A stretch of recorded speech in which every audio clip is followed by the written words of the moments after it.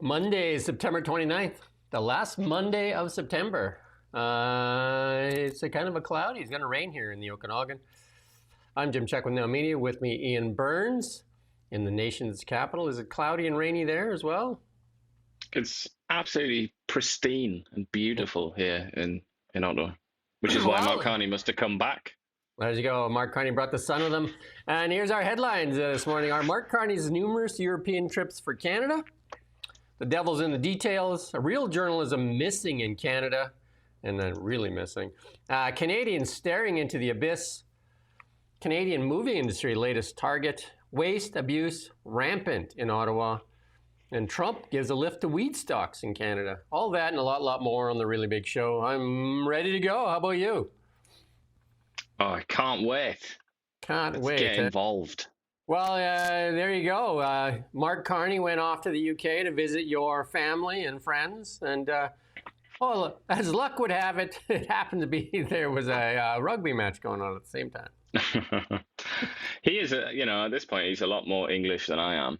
He knows a lot more about that country. And indeed, we don't know for sure if he really did get rid of his British passport. He said he was going to, but do we know for sure? Has he posted the picture of him chopping it up with a pair of scissors? It's so peculiar, isn't it? I mean, it's started to become obvious now, I think, that he has some kind of strange affinity with Britain and with the political class there in Britain. Obviously, his wife is from Britain, so it's kind of convenient for him to go there for her sake. But I just think, there's something that he's not telling us. I'm not trying to suggest a very dark conspiracy here, but my theory is that he's trying to work on some kind of massive announcement, like very, very big and consequential announcement. And that's why he keeps going there. Something to do with a kind of parallel NATO or something like that to try and shaft the US. Or, several of them had a meeting there talking about how the world is endangered by the far right. So imagine if Pierre Poilievre went there and had a meeting with a whole bunch of far right leaders talking about how dangerous the far left is, what the media would do, the Canadian government-funded media. They would probably get on the ground immediately and act as foot soldiers to persecute these far right people. It's interesting, though, that last week we talked about that little round table thing that they did, Carney, Starmer, and some other prime ministers in London.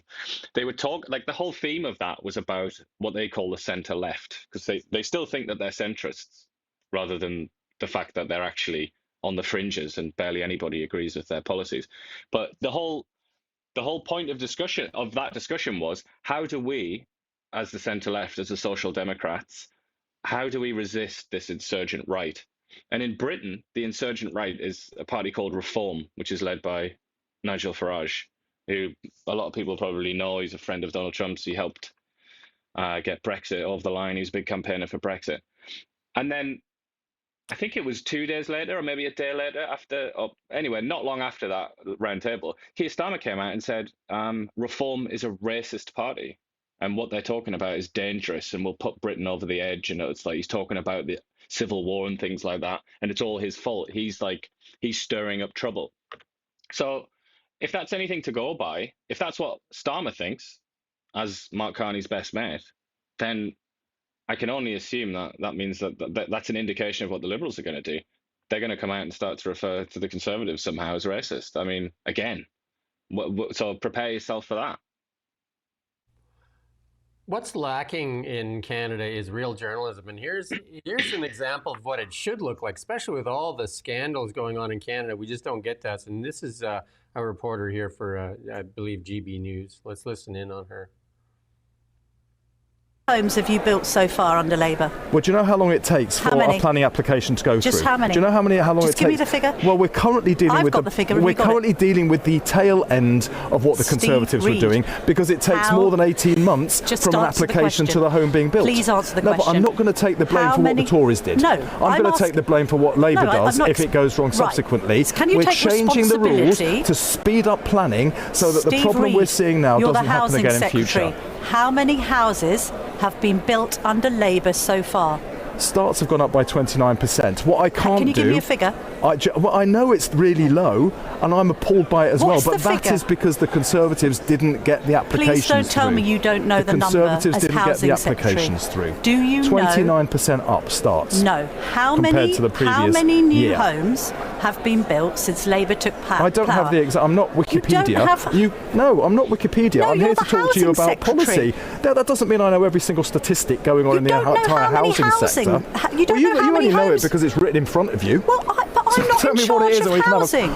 How can my producer have this figure and you not have it? Well, because somebody's researched it for you and given it to you, and someone hasn't researched it for me and given it to me. What I know I need to do is build new homes. You're the Housing Secretary and you don't know how many houses have been completed under Labour. A new generation of new towns for the first time since the Second World War. That will be more than 300,000 new homes, giving young people the chance to get their foot on the housing ladder, giving people that are stuck in squalid, substandard, expensive rental accommodation the chance to get somebody they can afford to rent. Forgive me. It's putting the key to a decent home in the hands of the British people. Because you've got a stat on a bit of paper that I haven't got says nothing whatsoever. I'm surprised. Other than you're trying to do a gotcha moment. And that's so sad for your viewers because they'd probably like a sensible debate. This is silly.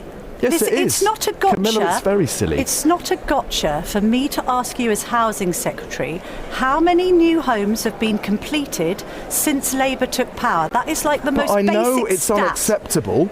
I know it's unacceptable because we're dealing with the tail end of the Tory failure to get applications in. They scrapped housing targets. We're putting them back in. We've got a law going through Parliament now that will get royal assent in November that will speed up the planning process so that when we get an application, quicker to get a consent, quicker to get spades in the ground, quicker to get that home built, somebody can buy it, somebody can rent it. We will end the housing crisis that we saw under the Conservatives. I'll tell you how many have been built so far. It's 117,390. And it's too low. It's far too low because at that rate it's going to take 13 years to reach your 1.5 million housing target by the end of Parliament. But I fear, Camilla, you're not listening to what I'm saying. Because what I'm saying is I've just asked you for a really basic figure and you're saying it's a gotcha and it's not. When I'm trying to explain what we're doing. Sound familiar? Except for the part where our reporters that get access to Mark Carney and the Liberals press. That we don't get in Canada. We do get them, they press on Pierre Poilievre, but they don't press on Mark Carney or the Liberals. Yeah, that's very much broadcast journalism in Britain. That's the culture, is to just to really attack politicians when especially when they're trying to be evasive. Well, and so that's not unique. You'll see that everywhere. You'll see that on the BBC. They all do that. But that's the media's job. Isn't it? But then the problem is that would be really interesting to see in Canada, which is a culture that doesn't have this tradition. So I think the minister, if you were to grill a minister like that, they would just be shell shocked. They wouldn't know what to do. They would be scared, I think. They would cry. Yeah, they would be frightened. And I think there's a very real possibility that they would walk out of the interview because they'd be so afraid. They would pull the funding from whatever outlet dared spread there. Slip them the scarlet letter. But no, it's the thing is, so it'll be interesting in the Canadian context, but in the British context, as you can see, he wasn't really surprised, was he? And he knew what to do, and it became this squalid little brawl live on TV. And I feel like so in Britain, it's kind of like, what do you get out of this, really? Because the politicians know that this is a possibility. The journalist is doing it just by instinct, really. It's not something that she's not like genuinely angry or anything. It's just how they all act. So then you wonder, is that actually of benefit to the British people? And I don't know, really, because it degrades the political class. Hey, let me ask you this. It brings them right down to the level of let me ask you this. Just a punch bag. Whereas in Canada, there is a lot more dignity for the government. And I don't know if that's necessarily a bad thing, even though I agree that it's annoying that they're treated with so much deference. Right.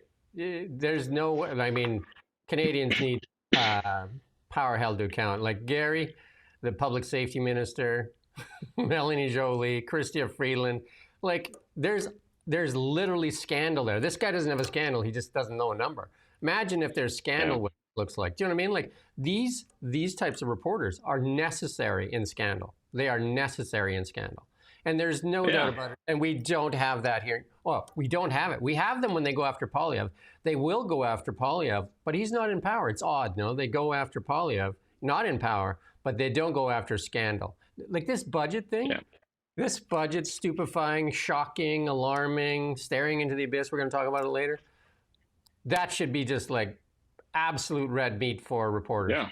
Nothing. But no, I mean, and how many scandals during the Trudeau era that imagine the reaction in England if that had been the case. Like even just, I always think of the blackface one because it's my favorite Justin Trudeau scandal of the dozens on offer. That is my personal favorite. Imagine if that had happened in England. Or, you know, there are other countries like some Latin American countries as well have very aggressive media culture, and it's not just England. But yeah, imagine that. Imagine how that would have gone down. Instead, in Canada, I can remember watching with absolute disbelief where people were just so polite and so kind and so nice to Justin Trudeau after this utterly disgraceful and inexplicable revelation about his, past life. It kind of blew me away. But you know, I've seen both sides of the picture here. And when I came to Canada, fresh from London, like the difference was astonishing. I remember I phoned up the RCMP. Hope she's listening to this now. But I phoned up the RCMP to ask about something going on, like a report of a crime or something. And I was a bit sort of, I was still in my English mode, and I was a bit aggressive. And she was just shocked and appalled. This was a sergeant on the desk, and she was kind of like speechless and shocked. And she'd never been spoken to like that before. And that was like kind of a lesson for me as well. It's like part of becoming and acculturating to Canada, becoming Canadian, is to realize that you just don't speak to people like that. So it's really difficult because there's me coming from somewhere. I've done that. I've shouted at people over the phone and all the rest of it because it's part of the culture in England. But then I come here and I've had to kind of like forget that and move away from that, because if you don't, you're kind of punished. I think it's fair to say in this culture here in Canada. How's that working out for you? You've reached out to Stephen Guilbeault's office how many times? How's that working out for you? Well, that's the thing. But at least I have. The thing is, this is where you have to, you think about the balance. I have had interviews with government ministers. We have had conversations with very senior political figures. If everybody in our newsroom acted like English reporters, we wouldn't get even that, we would be given the scarlet letter. We would be completely ostracized, and they just wouldn't respond to our emails at all. They wouldn't let us into the building to ask the questions. So it's a balance. Whereas this is what I mean when I say Britain's media culture is so much more vibrant and strong and pluralistic, because they would never do that in England. They would never think to do that. And the press officers in England would never ignore I was one. I was a press officer in England. You would never ignore an inquiry from a journalist. You just never do it. It's completely unacceptable in the culture. Whereas here in this country, it is. But the thing is, who's going to figure this out? Like, this is a massive cultural question. And I don't know how that's changed. How do you change it? How do you figure it out? How do you even get people to talk about it? I don't know. Here's the warning for Canadians when the Liberal Party says the most important institution in Canada is the CBC, which they continue to overfund and continues to parrot or amplify the voice of the Liberal Party. That's a dangerous situation to be in. But let's move on from the media, because we got lots of other examples of media here. But Poilievre put out this tweet here on Mark Carney here, like sitting down. Let's play this clip here. So our election and our policy was first and foremost, it was fight the tariffs, have a reaction. We had one of the strongest reactions. Protect our workers. So there were many ways we were doing that, but one of the things is we were taking all of the tariff revenue, putting it back into workers, helping workers retain their jobs, but also retrain, protect our communities against crime. But the core, the core message was build. And it was to build in a positive way. You need a positive agenda, and it matters how we build. And I'll just leave you with a couple of core messages that ground our approach in the election, but very much in governing. First and foremost, we can give ourselves more than any foreign government can take away. So our ability to have one Canadian economy. We have a bunch of internal trade barriers. We're removing all of those. Our ability to build for the future new trade corridors, clean energy. I mean, we've heard this over and over again. He just goes around in circles and talks. And first thing, second thing, third thing. Yeah. Sometimes he does this as well. Gives you the fingers. But look at that. I'm glad to see that it looks like Pierre Poilievre is a fan of this show, because we've been saying precisely this, including about the Latin and also referencing George Orwell. This is from the George Orwell essay, Politics in the English Language, which I've recommended 1,000 times to watchers of this show. But that's good, isn't it? Poilievre clearly is watching the show. Hi, Pierre. How's it going? But this is definitely, I will say this, now that we know Pierre's listening, that is a massive virtue of his. I mean, it might even be his single best trait as a politician, is that he does actually try to speak plain English. And obviously, I assume he wrote this tweet. He's read Orwell, which should be a kind of prerequisite to become anybody in authority anywhere, any part of public life. So credit to him. Whereas Mark Carney, I mean, what has he been reading? Judith Butler or something like that, the postmodern philosophy. He struggles so much. It's a profound problem, profound struggle that he's having to just express himself in English. One of the common truths, I always look for a common truth in people. And the common truth, I would say, in Mark Carney and the Liberals is for the benefit of the few at the expense of the many. If you look at their policies, most of their policies benefit the few at the expense of the many. Look at the wealth gap expand here in Canada. Look at who suffered and who's come out ahead, and look who continues to suffer and who comes out ahead. The temporary foreign workers, who does that benefit? Who pays for it? I mean, we could go on and on and on, right? For the benefit of the few. Mark Carney, most of his policies are for the benefit of the few. Again, media landscape in Canada. Bill C-18 crushing local independent media. Who's it benefit? Benefits the industrial CBC, policy, energy policy. You can just keep going. Yeah, you can give it. So the slogan should be in the background. If you put that in the back of your head and listen to the Trudeau and Carney, it doesn't matter, they're the same. And listen to the Liberals and put the slogan in behind them, their mission statement for the benefit of the few at the expense of the many. And you look at the Canadians paying the price. And we're going to talk about it later in the budget. That is the theme. I've come to that conclusion that it is for the benefit of the few at the expense of the many. Just memorize that. And here we go. Mark Carney actually doing something of admitting something 10 years later. This thing has been just an abysmal train wreck, but here he is talking about Canada Post, and we've talked about it a bit here too. Canada Post is part of our country. It's part of our fabric. Canadians rely on Canada Post. And it's the responsibility of the government, first and foremost, the responsibility of Canada Post as a corporation, the unions in Canada Post, to make sure that Canada Post as an organization is viable. A company is not viable, any organization not viable, if it has cost $5 billion over the course of the last decade, if it's losing $10 million a day, which is what Canada Post currently is doing. So some significant changes are needed to be made. I mean, 10 years, last decade. Who was running the show for the last decade? Who ignored it all that was happening for the last decade? Yeah. And it's just, could say that about a lot of things, couldn't you? You could say that also about the military. How in God's name could they let the military degrade to the extent that it did? And then they come out and celebrate, or Carney does, and the Liberals have all jumped on this bandwagon. It's like, we are the saviors of the military. And they'll even bring up like Stephen Harper as if it was him that caused this problem. But yeah, it's how many examples do we have of this, where we have these various kind of fires burning on the horizon, and then all of a sudden Mark Carney will sweep in and say, all right, I'm going to put this fire out now. And not even that, it's just, there's a fire. That's basically what he said. Second largest land mass in the world by nation. with a military of 55,000.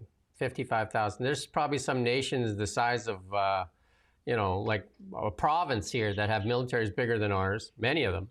And 55,000. The 3 oceans border us, 3 oceans. We have 4 diesel power subs, 2 we bought from a UK garage sale that are old as dirt. And I think only 2 are running. We have a fleet of CF-18s that I think there's 70 or 80, and half of them don't work. They're 40 years old.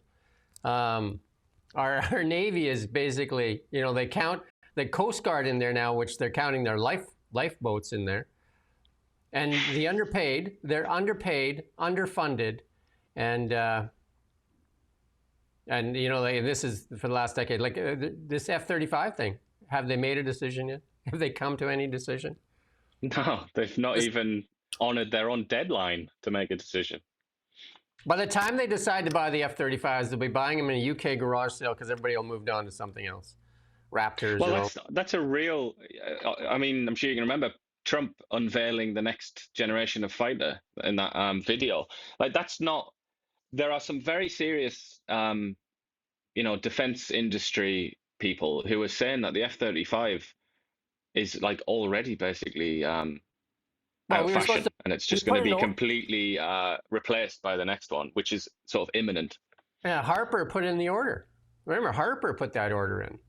I mean, that was 10 years ago. But so they're going to buy them at like full price, and by the time they're delivered, the Americans are going to be flying around in at least the next generation, maybe the one after that. Yeah. And here's a reporter actually has encouraged, so you've come to Europe how many times now? Who are you meeting with? You say you're meeting with all these people, like who? Well, let's listen to Mark Carney do the ums. Good question. He does that as well, doesn't he? That's what he's trying to stall. Business leaders and CEOs, for the most part, we don't know who those people are. Can you tell us who those people are? And will you commit that your office share who you meet with at a business level like this? Yeah, I think we share broad. It's a good question. Actually, don't know what we share, to be honest. I mean, how's that for an honest answer? Can you tell us a few of the people you've met? We met today with a number of basically infrastructure type investors, so people who have global capital invest around the world, largely in infrastructure projects, and the sense that's good. Music is starting there, but we did go to that rugby match. Yeah. He had a good laugh. I watched that press conference, and he had a good laugh about the rugby at the end, and all the reporters were smiling and cheering with him. But he tried to salvage that by saying, "How's that for honesty?" But that's like, I don't think he realizes that the implication of that joke is that he's not honest most of the time, which we already know. But sort of built into that, is the fact that he's not honest. If you do any kind of psychology stuff, you'll notice that his mannerisms are stalling while he looks for what he believes to be the right answer. Yeah. And he's also he's prone to being a little bit ditzy now and then, which is not a word you'd probably associate with Mark Carney, generally speaking. But where he's like, basically infrastructure. It's he sounds a little bit like Sean Fraser or something, or Melanie Jolie. Because he was going to come up with a name, and he's thinking, well, if I come up with a name, they're going to go ask that person, and then that person's going to call BS. And then he was doing game theory in his head, wasn't he? He couldn't find a valid lie that he couldn't be called out on. So then he's like, how's that for an honest answer? I have no idea what's going on. Hey, but then as his answer progressed, he started to kind of blame it on the press people. Because his own press people, because he was like, I don't know what they've made available, kind of thing. So it's like as if it's not really his fault. It's like, you say it now, Mark, and then it's available. You're the prince. You're the big boy now. You don't have to worry about what some 25-year-old in the media department says. They don't matter. You're the one that matters. This looks like the Carney Carnival of clips here. The Carney Carnival of clips. We got one more here. Within that overall plan, as you know, there is an economic class of immigrants that come into the country, and we have an ability to shape that in terms of the type of people we're attracting into which sectors. What is clear is that the opportunity to attract people who previously would have got so-called H-1B visas, and I'm going to simplify it, one of the big cohorts is in the tech sector. Not as many of those people are going to get visas to the United States. And these are people who are on lots of skills, they're enterprising, and they're willing to move to work. And so it's an opportunity for Canada. And we're going to take that into account, and we'll have a clear offering on that.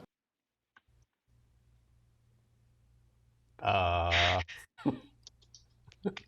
clear offering. All right. Notice when people say the clear, let's be clear. That's but here's a moment of honesty here from our friend Catherine McKenna there at a bar. This is a liberal moment of honesty. Let's listen to Catherine McKenna tell you how to do it. You know, I actually gave him some real advice. I said that if you actually say it louder, we've learned in the House of Commons, if you repeat it, if you say it louder, if that is your talking point, people will totally believe it. So just go. You know, I actually gave him some real. That's why you think when you're being gaslit all the time and you're just like, your common sense is kicking in, they know what they're saying. They just keep pounding it into your head till you actually question your sanity.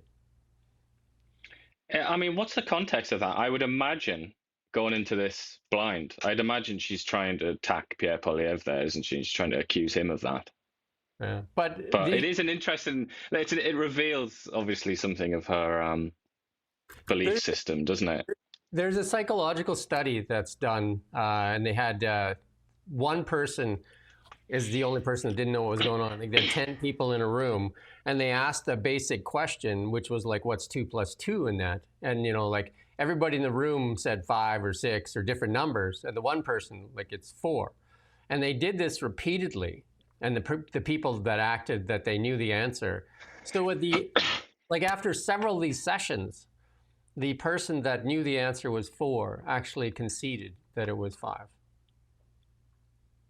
That's the power of faith as well, isn't it? Which is why it might seem strange beliefs, when you read about religions. You know, even like modern religions that are sort of transparently they look to be bogus. Let's say a lot of the ones invented in the last 100 years or something like that. That's where the power of faith is, that it can persuade other people that it's real, just purely based on your passion and the strength of your own belief.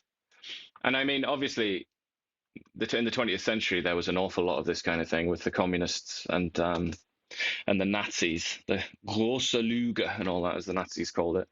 And obviously the Stalinists. And in China, Mao, for example, would just repeat falsehoods again and again and again, fabrications that people could disprove by opening their own eyes and looking around about sort of the production of metal and things like that. They knew it was false, but the party said it was true. Mao said it was true, and so they went along with it. I mean, there's no doubt that that's a facet of human psychology. And then part of it is also bots that go around, and then when you try to like make a point, and what they try to do is shame you into silence by starting to call you names, label you. You can see it in our comments here. You know, like that's what they do, right? Then all of a sudden they're just like, "Wow, you're just rage farming." Let's listen to this here from Vasi and the PBO's office here, and see if this is something that Canadians should worry about or not. In the report, we clearly indicated that based upon the path we're currently on, by our estimates, it raises significant concerns with respect to the sustainability of federal finances. What does that mean in layman's terms? I'm asking because we hear that word a lot from economists, particularly when we're talking about deficits or balanced budgets, you know, what and what isn't sustainable. When you say that you have concerns about the sustainability of our financial picture here in this country, like what in layman's terms does that mean? I think like certainly from our perspective, we're at the precipice. So we haven't gone over the precipice. We're kind of looking out over the cliff at this point.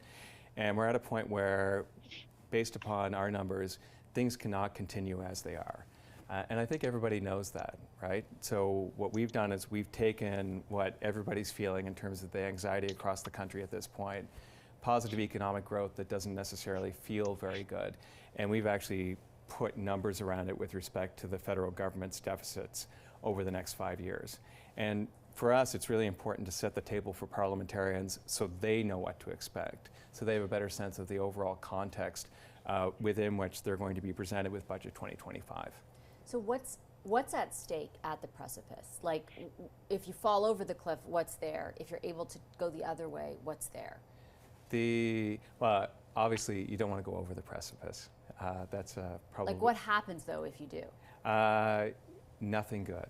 And nothing good. And I think for parliamentarians, and certainly I think all Canadians are very much aware of the challenging economic times that we're in, and the fact that we're going to have more challenging times as we go forward. They can't hear the interview with the parliamentary. Is that not working? Oh, I can hear it. Okay, there you go. But I don't know if I've got a different feed or something like that, but I could hear it. There you go. Basically, he said nothing good is going to happen, and Vasich kept trying to say, "What do you mean?" I mean, I'm sort of disappointed in him that he didn't just go into some.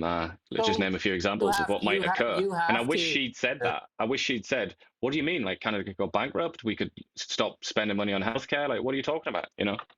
You have to recognize that CPAs. He's a CPA. And he's also representing the government, has to be very careful of what he says. When he says shocking, stupefying, standing at the precipice, those are all, you should amplify that in your head by an X factor of 10. Because these guys don't throw those words around lightly, because obviously that shocks the market, that shocks a whole bunch of things, right? Mm-hmm. But it's already laid out. So when he says you're staring into the precipice, or you're standing at the precipice staring into the abyss, and the abyss is already laid out. Go on ChatGPT and put in this, and put in Canada's current situation, compare it to Venezuela. Compare where Venezuela was to where Canada is. Venezuela was the richest South American country. Richest. And government policies took it down a road, and it wasn't the sanctions by the United States that killed it, but it didn't help it. Do you know what I mean? Like and again, look where we are. We have a government, they had energy policies down there. They let their energy go. It's very similar. Again, go and do it. I've done it on my LinkedIn. Go and take a look at where Venezuela was and where Venezuela is, and then look at the policies of Canada, and look at where we are with the United States, and ask yourself, that is when you stare into the precipice. Because what happens is, a dollar collapses, right? When a dollar collapses, what happens to the country? Inflation goes rampant, right? Because you can't buy much. I mean, I think Venezuela had inflation of, I don't even know, 10,000%, something. Basically, people, if you had all your money in bolivars, I think it is, you lost everything, including your pension, like everything. Can't buy food, all kinds of things. And millions of people fled Venezuela when that happened as well. People that protected themselves with other currencies and that. And capital started fleeing Venezuela as it started to happen. Sound familiar? Capital started fleeing Venezuela when it started happening. So that's what he's warning against. The thing is, it started with, we have to go back, don't we, to a military coup in Venezuela. Mm-hmm. And a sort of socialist, quasi-communist, whatever it was, they leader of the country that's what really knocked it. They nationalized Venezuela. They nationalized assets, which spooked capital. Capital fled, right? They nationalized a bunch of interests there, and then didn't put any money in it. And then it was all socialism and a whole bunch of other things. Anyway, just go do a study. Go on ChatGPT. I advise you to go on there and just ask what happens. I mean, Canada's in a much better position, but if they don't rein in their spending, this is what he's saying. We're standing at the precipice. We can go one way or the other way. We need to figure it out. I would say another example in South America that maybe would be a bit more opposite for Canada would be Argentina, which was, I mean, Venezuela was wealthy because of its oil, which is interesting because it is actually literally the same oil that we have. It's heavy oil. Quite interesting and they sort of relied on the US for a lot of. But I mean, there are fascinating comparisons to be made there. But Argentina is a much more developed economy, much more developed society as well, and something quite similar happened there when they basically forfeited on their debt. They went bankrupt more than once, and their currency was trashed and all the rest of it. But maybe these are kind of extreme examples. Maybe an example that might be a little bit more palatable for people, maybe people who are less comfortable with these sort of discussions, would be Britain in the 1970s. Britain needed a bailout from the IMF. Britain, Her Majesty's Royal Treasury, needed a bailout from the International Monetary Fund in, I think it was 1976. Read about that. That's something to have a look at, because that was actually it's a lot more comparable, because it was socialist policies or left-wing policies and distributionist policies of the then Labour government, and the Conservatives were doing it as well, actually, in the 60s and 70s. But have a look at that. Like the country, Britain, like the country that invented modernity, invented the modern world. Everything we see around us is because of Britain. And that country, the richest, most powerful country in the history of the world, as late as like the 1920s, went in, basically teetered on the brink of bankruptcy and needed to beg the IMF to bail it out. Then later on, you had all kinds of austerity inflicted on the British state. It can happen, and it can happen to a country that's even, seems to be more powerful and at a sort of more of a peak than Canada even. So here's the thing, like a lot of people in Canada especially will compare Canada to the United States and say they got more debt, they got more this, they got more that, and we're better than them. The sad reality is that they don't take into account that the United States is the reserve currency in most of the world's reserve or central banks. Canadian dollars are not a reserve currency for anybody. Do you know what I mean? Like we don't have that luxury. The United States gets to export its inflation because of reserve currency. The United States has a huge benefit because it's the largest economy in the world. The United States has a huge benefit because it has the largest military in the world. Canada has none of those things. So you can't compare Canada versus the United States and say, well, we could run our dollar into the ditch just like that. We can compare our currencies to South American countries because nobody cares about our currency other than ourselves. Ours is a resource-based currency. That's the truth of the matter. And the big point on this is, this is the PBO's office. This is not a partisan. This is nonpartisan. This is not a conservative guy saying it. It's not a NDP. It's not a liberal. This is the PBO's office. Should wake you up. This should wake you up. And CPAs in Canada need to find their voice and stop worrying about woke politics and start showing and telling people that this is.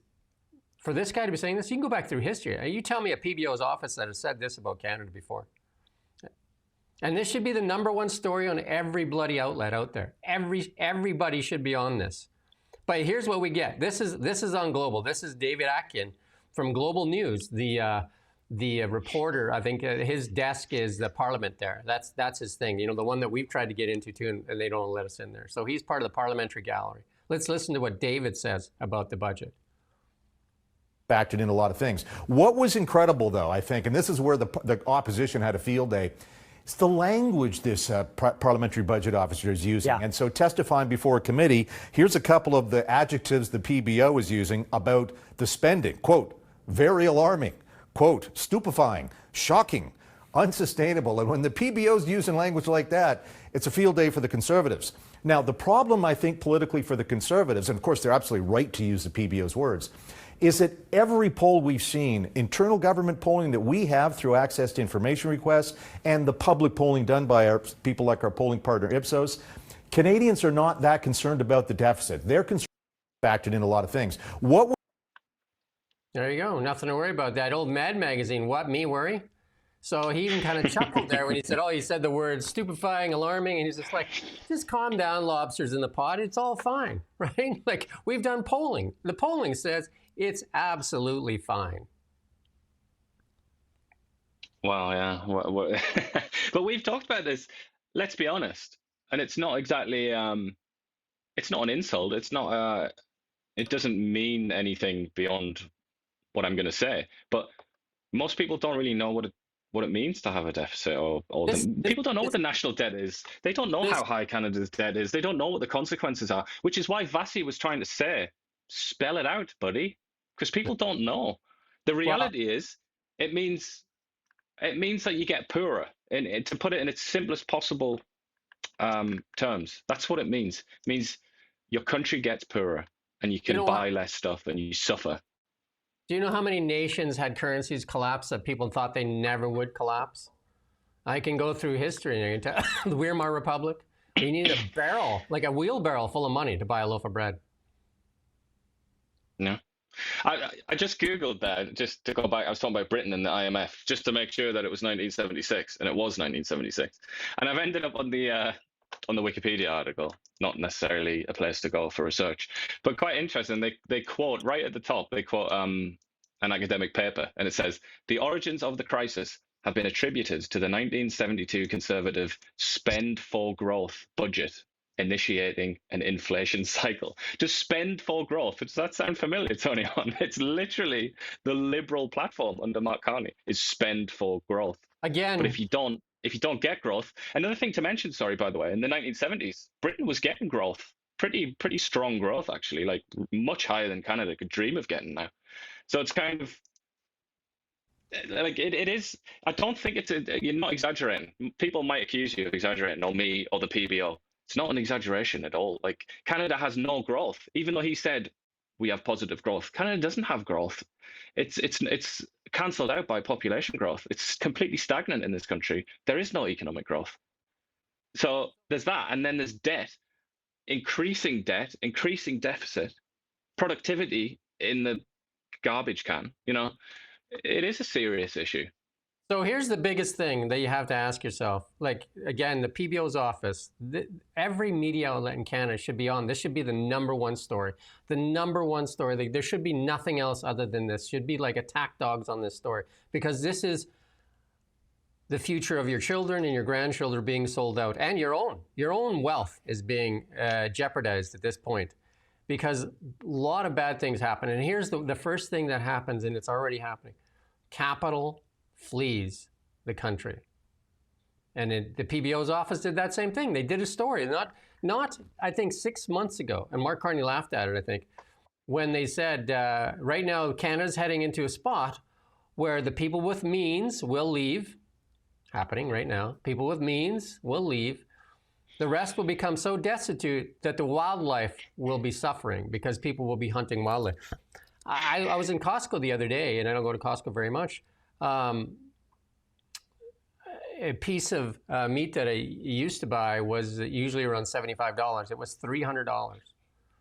That's in the space of like 5 years. Like, you look at that, the price of beef.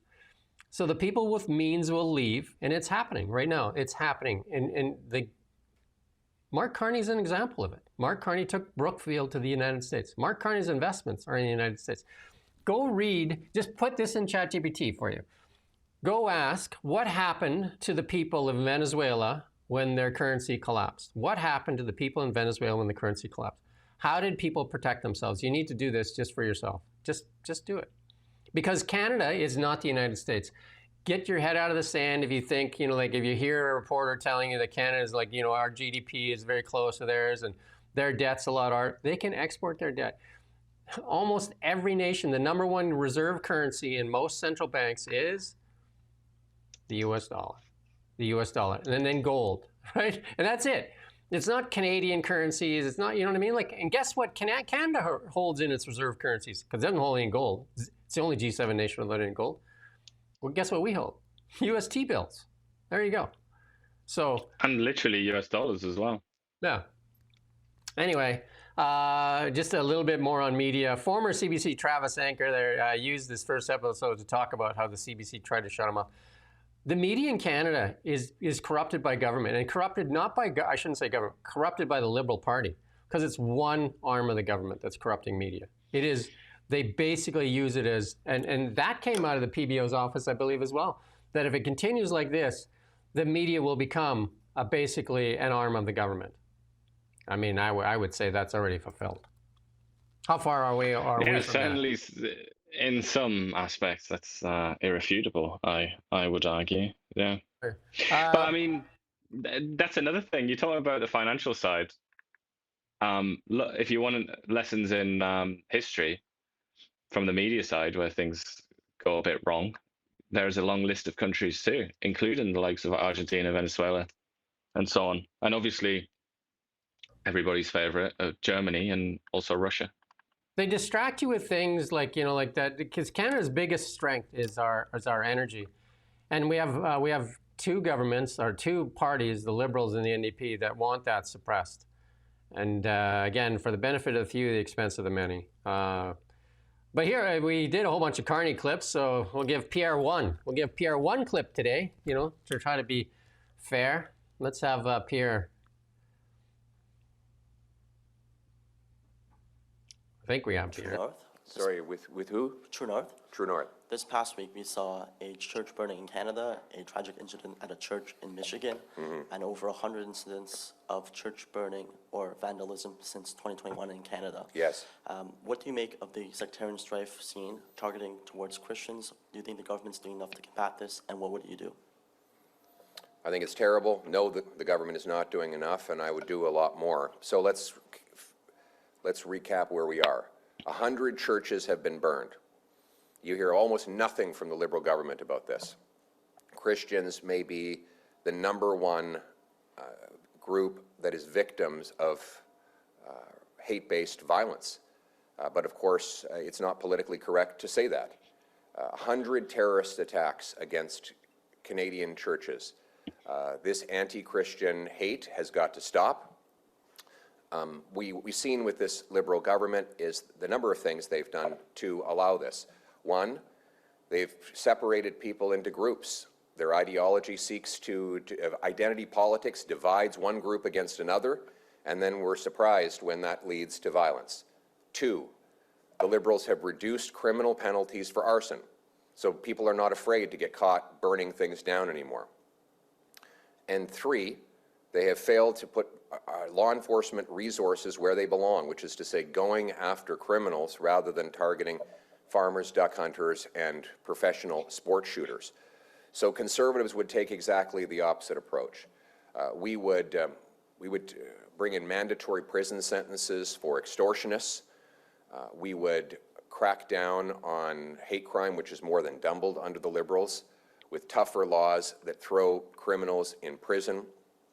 We used to make sure that the foreign criminals that are in our country illegally are kicked out of Canada. You can go watch that full clip from Pierre Poilievre there. But one of the key things why we put that in there, you noticed something that was interesting there, right? That wasn't the CBC asking that question. That wasn't the CTV asking that question. Pierre Poilievre lets in independent media. Mark Carney doesn't. And as a consequence, you get some interesting questions. It's as simple as that. If you want to hear politicians say interesting things rather than scripted garbage that nobody cares about, then you want independent media in there. You want members of the media who aren't part of the sort of big 3 or 4. Here's a message for Chrystia Freeland, the Liberals and the NDP that listen in every now and then. You make fun of Donald Trump, you call him a dictator, you call him a fascist, you call him all these names. Guess what he does? Every day, 3-4 times a day.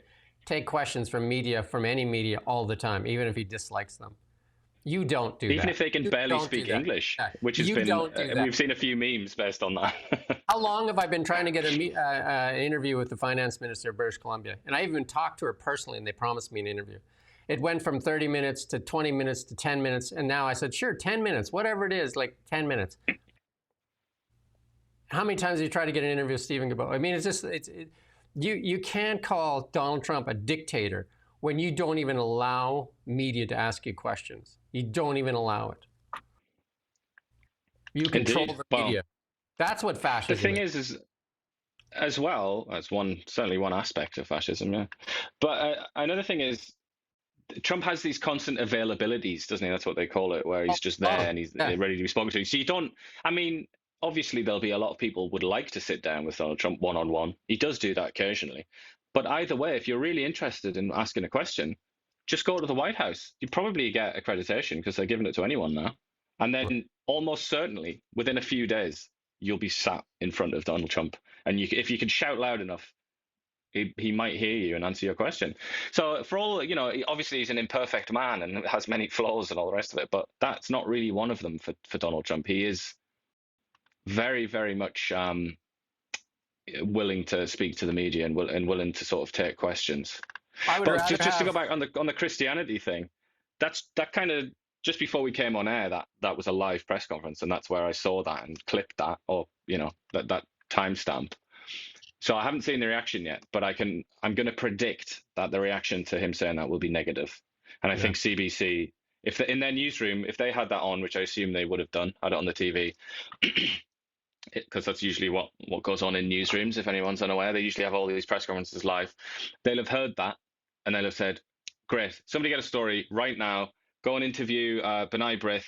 Go interview the Canadian Islamophobia Society or whatever it is, and go speak to them and say, what do you think of this insensitive comment made by Pierre Poilievre about Christianity, when really it's Islam and Judaism? They're the two, and LGBT. Like, get them all on the phone, guys, and we need them to come out and say how disgraceful it is that Pierre Poilievre has minimized their suffering or something like that. Even though I have a feeling that in absolute terms he's right, according to the hate crime data that even that StatsCan puts out. I'm pretty sure that Christian ones are just in absolute terms, at least, if not per capita. I think it is. If not first, then second. We were talking about energy earlier too, and energy is Canada's strength. And nuclear energy, definitely one of the energies of the future. Been a big believer in energy and nuclear energy for a long time. But you put this in here. This is just the attitudes towards nuclear energy and small modular reactors. I think the U.S. is putting in a bunch. There is one in Ontario too, but obviously in BC, it's fairly negative. Manitoba negative. Quebec, surprise, Quebec negative on energy. Right? Surprise, shocking, really. Right? I feel like Quebec should just be its own category every time, shouldn't it? Because it's always weird, isn't it? But one of the ones that I found very interesting here is Manitoba. I don't know what they're up to. I must say I don't actually know. I don't know what it's like on the ground there concerning nuclear, but they don't seem to be very keen, do they?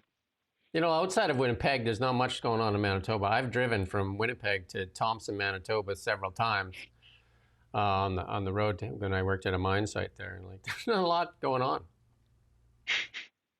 A lot of water. Yeah, lot of one person that did that.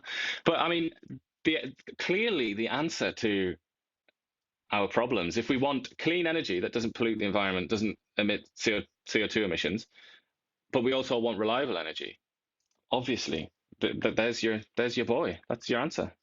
Did we get the feedback, or did we have to go to a different one? What's going on there? Oh, okay, it's back. Okay, so we lost the feed for a couple seconds there, so apparently we're back into the same video too. Back in, okay. And then this is put out by Pierre Poilievre as well. You want to save the planet and poverty? Here's a solution. Canadian energy abundance. Oh, man, we've been saying this forever. Canadian energy abundance. Open the markets. And it looks like, this is from the Toronto Sun. They're not really banning those policies. Like, they wouldn't repeal that bill there, the emissions cap, all those things that stand in the way of Canada's prosperity. We just go on and on. Finally, this thing, when I interviewed a lawyer here in BC here, he specialized in Aboriginal law, worked for the government for 31 years. And we're talking about that Richmond judgment there with the Cowichan tribe there. And this is talking about property rights for Canada. And Pierre Poilievre is finally on it. John Rustad asking the Supreme Court of Canada to look at this. This is right now there's two people entitled for that property. The fee simple people, and obviously the Cowichan tribe is on title for that swath of land there in Richmond. And then there'll be more of these to be contested. And this is another reason that I talked to developers here in BC that are not much interested in developing large plots of land right now, because they're not sure what'll end up. Because this land right now has what you call a cloud hanging over it. I mean, it's almost impossible to sell. I advise you to watch that interview I did with that lawyer. It's on our NowMedia YouTube channel. It's a really good video. One of them on an education basis, how important this is. And the NDP chose, he says, on an ideological basis, not to use the only But he says the only line of defense there, arguing that fee simple lands must not be contested, and they chose not to do it. Yeah, and Rustad has been talking about the Constitution, hasn't he? He's been talking about the Charter and saying how it needs to be in there. Like, that's how serious this is. Like the right to property rights, secure property. But what we were saying earlier about all these countries that have collapsed, this is another thing that they all have in common, is that there's no security if you don't have property rights, freehold. If you don't have property rights, fee simple property rights, then you're going to scare investment capital out of here en masse, and that will. I would say also the madness of this case in particular, which isn't often spoken about, the origin of the claim, or the basis of the claim, by the nation, is that our nation. I mean, I'm not sure how much.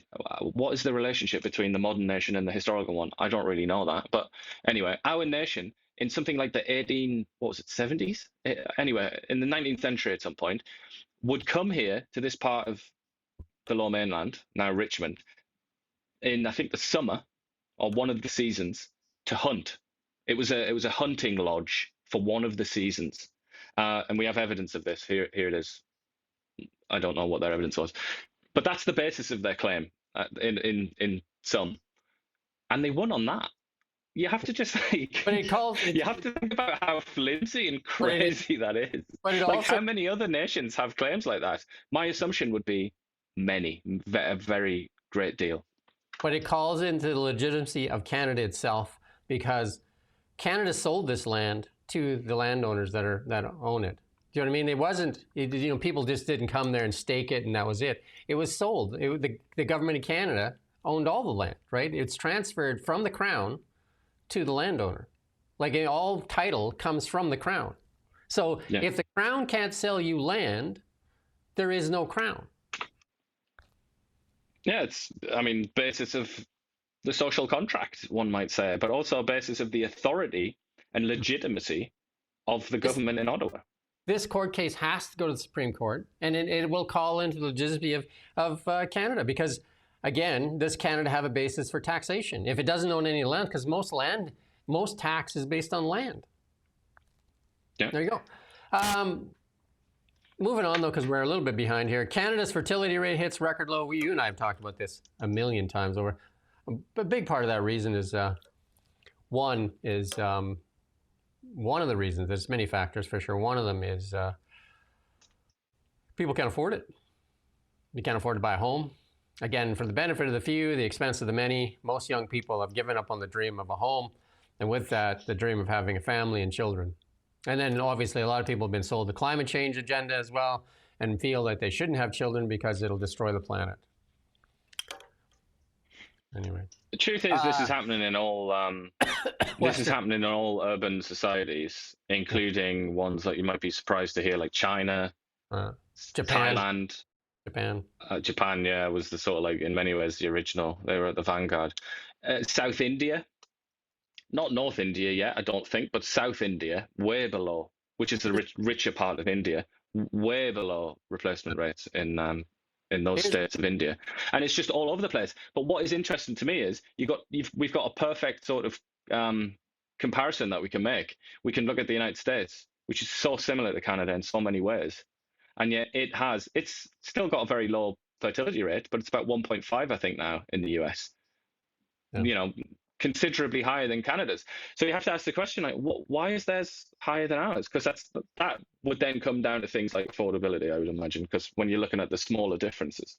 Yeah, there's some Instagram accounts you can go find on the internet, just talking to people that have left Canada and gone to Florida and Texas and various places like that, and then just looking at food, and they're just absolutely shocked at how cheap it is and stuff like that. They're just, gasoline, all kinds of things. And Canada, how high the salaries are. Our average salaries used to be higher than the United States. That is not the case anymore. That is not the case anymore. By far and away, they're leading. This chart here, remember Mark Carney at the UN there saying how China, he admires China because of all that stuff they've done with climate change. I think he says China is very seriously engaged in climate. That was Mark Carney. Now here's a chart. He said they were sincere, didn't he? Yeah. That was his. That's to quote him. Take a look at this chart. Like, that's how serious they are. That's their CO2 emissions compared to Canada. They came out and they said recently, I think it was actually out of Xi Jinping's mouth, out of the horse's mouth. He came and said, we're going to put fixed targets now for the first time, because they've never done that until now. But the reality is, we were talking about fertility just now. China's demography is a catastrophe. Their population is declining. They're in a nightmare situation because they also don't like immigration, so they can't supplement it with anything. And I think the Chinese Communist Party have looked at that and thought, all right, our economy is going to sort of be smaller, like we're going to have fewer people, so we can actually claim that we're going to do it and make it seem like we did it on purpose, even though in reality it's just we've screwed up as usual because we're communists. China does not allow a lot of immigration into China, for sure. Yeah, basically zero. Here's Larry Brock, an MP here. Look at this. This another stat. Toronto police warn residents of over 1,200% increase in distraction thefts. You know, like, and this is going on. It seems like crime, different aspects, scams, and different things. And of course, you go after the most vulnerable, and it's just absolutely ridiculous. And then, you know, these soft on bail things. But we got lots to get through, so we're not going to spend any time on here. But here's another one, though, of what you call, I guess, waste, abuse. What do you want to call this one? Here's a National Research Council is budgeting millions of dollars to renovate a vacant library into an engaging workplace with an atrium, staff gymnasium, wellness rooms, and an executive suites for Mitch Davies. And he gets about $377,000 a year as the president. We got a picture of that thing as well. Hey, look at this. The design allowance. Just keep that up there for a second. The design allowance is $1.8 million. Construction. Just look at this. And this is when Canadians are suffering. They can't even buy meat. And this is where we're going, right? Staff gymnasium, wellness rooms. Yeah, just absolutely. $46 million basically to renovate this library in Ottawa here. Craziness. Hey, why not? Hey. But just look at that guy's happy face. You can tell he's supping on the gravy train, isn't he? Look at the joy. It's crazy, doesn't it? These are sinecures. That's the word. If you wanna go and look up that word, that's what he's got for himself, and that's why he's such a happy chappy. You know that $64 million scandal, the ArriveCam scandal? The government said they're going to get that money back. So they're going to sue them now. Guess how much the lawsuit's for? $190,000 only. That's all they want back from the $64 million. Now, we haven't got no time to play this clip. You can go on the internet and find Larry Brock there. But that's what they're suing for. So this is, again, they say, well, we're going to go after them. So what did they set aside? The $198,000. They're going to give it to the government and say, okay, let's just everybody just shh, that's enough now. That's enough. Hey. That's enough. And then the one that everybody's talking about on the internet right now, this new bill that's being pushed through here, and they're saying it's the same as that Trudeau's bill C-26 that died at the final stage. But there's a lot of talk that this bill that they're trying to push through again for the third time's a charm. That's the library building they're renovating for $46 million. But again, in the interest of time, we're going to kind of skirt past this. What a hideous building that is as well. That architecture has to be said. Government there. We got this violent crime rate in Canada, and let's go to the next one again. We're trying to pick up some speed here. Again, conservative, liberal. I didn't see anything. You draw your own conclusions. I can see that old Chrétien was getting it down. It was going in the right direction with him. So it's not necessarily just a liberal thing. Well, liberal. Recent liberals. Chrétien was a centrist for sure, and one of my favorites for sure. He handled his own security as well. So Blacklock's getting attacked by the anti-hate group there. This is there's Rachel Gilmore there. one of the favorites for many of the conservatives in the United States. But Holly Doan there, subsidized anti-hate experts blames BlackRock's for a review of federal funding because they did a story, right, on the anti-hate network. BlackRock's is the organization that reports on things going on Parliament Hill. And this guy used to be a fan of it, this Balgord guy. He said in an interview with Rachel Gilmore, a Montreal podcaster. She calls herself a journalist, though, don't forget. And then she says, I think she was once, wasn't she? I don't know if she still could be called that, but I have a feeling she was at one point. Well, she still calls herself that, I believe. Anyway. She self-identifies as a journalist. Anyway, this conservative MP shared the story from BlackRock's, and they're saying that this group, this anti-hate network, got close to $1 million in federal research grants. This anti-hate group got close to $1 million in $1 million for research grants. Isn't that amazing? And then they funded such things as going after targeting pro-life Catholics. The group in 2024 published a booklet, 40 Ways to Fight the Far Right, that named the campaign life and non-exhaustive list of kinds of things far right and hate moves we've seen in Canada in past years. Campaign Life organizes yearly Parliament Hill marches that have been attended by Liberal and Conservative MPs and Catholic school children. The 40 Ways booklet encouraged readers to organize counter-demonstrations against pro-life rallies. If fascists are holding public demonstrations, you'd be in the streets too. Anyway, they got their funding pulled. And now they're mad. Happy about it. Now they're mad at BlackRock. Who would have thought? For shining a light on it, eh? For shining a light on it. The question is, I mean, obviously it shouldn't be necessary to say this, but maybe it is. That's taxpayers' money. That's our money. Do you think the Canadian people would be happy to know that his money was going to an organization like this? You know, I'm not convinced that they would be. This organization that said it's anti-hate and it's going after people, like targeting them and accusing them of Nazis being Nazis and all that kind of stuff. Yeah, you say people, and you say anti-hate and you say people, but to be more specific, it's people on the right or who they perceive to be on the right. Which is more kind of people who aren't on their version of the left. It's a partisan group, of course it is.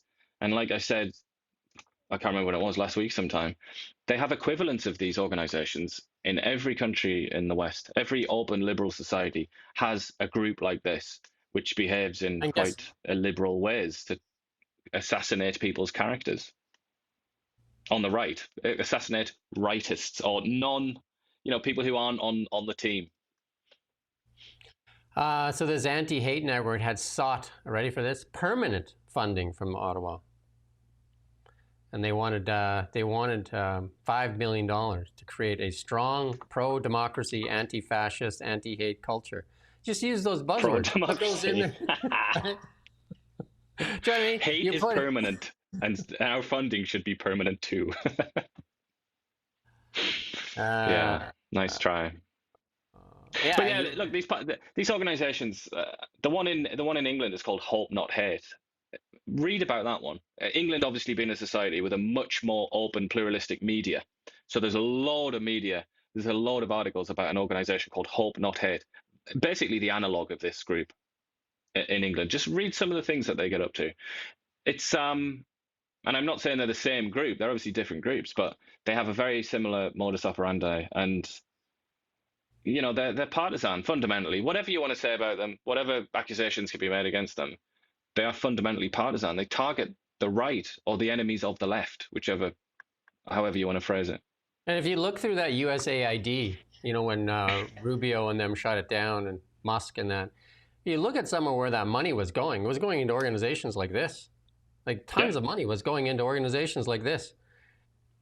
Anyway. Basically doing what, you know, the financier George Soros, infamous in some circles, because he funds and tried to start organizations like this with his own money, with his private savings. To think that taxpayers are also being made to stump up for these organizations is just craziness, isn't it? If you think about how controversial he is, and you know there are equivalents of Soros on the right as well. Imagine this is the question I would like to put to a lot of these partisans.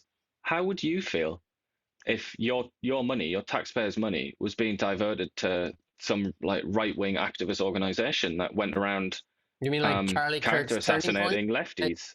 Charlie Something like Kirk's Turning Points, something like Turning Points, or the one that Ben Shapiro, I can't remember what that one is, but something like that, and then they were going around just targeting people on the left. How would you feel about that? Just try a bit of empathy, that thing that I keep hearing that they love. Iain, I don't think you understand democracy. I'm obviously anti-democratic. Yeah. Send me off to Venezuela. Although not Venezuela because they're left-wing. Send me off to Russia. That's where I should go. LGBT and women's groups on alert ahead of expected government.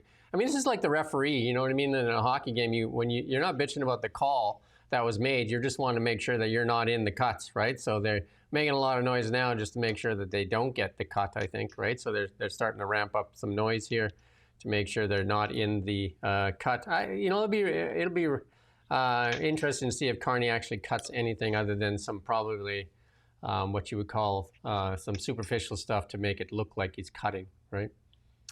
But here's the big news in British Columbia here, really. Donald Trump putting out this Truth Social post here, a movie-making business stolen from the United States, blah, blah, he goes on to say.